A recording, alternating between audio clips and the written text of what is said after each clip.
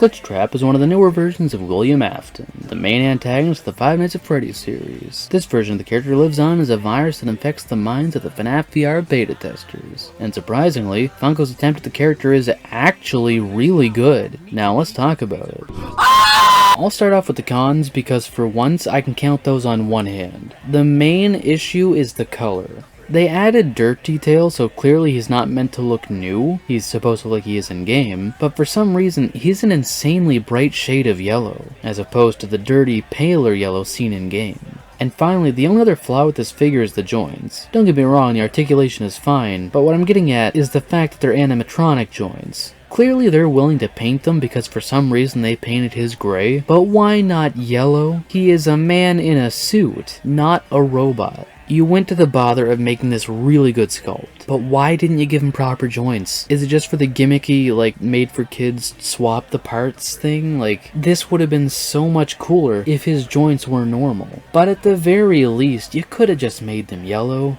Anyway, the cons aside, Funko's Glitchtrap looks fantastic. Judging by the date on his foot, the Curse of Dreadbear line this figure comes from is about a year newer than their Security Breach line. And boy oh boy does it look like they've learned their lesson when it comes to pumping out cheaply made cash grabs. This is probably my favorite figure so far, and if you're a fan of FNAF, I can't recommend this guy enough. He is one killer child killer. If you want one of these for yourself, links to purchase them can be found in the description below. Thank you for watching, and I'll catch you next time. Have a nice day. Looking for more horror fun? You're goddamn right. Then check out the VHS comic book series, a parody of the horror genre that follows the lives of three teens as they fight to survive a horror movie, where every day is loaded with blood, boobs, and buds. The first two issues can be found in the description below.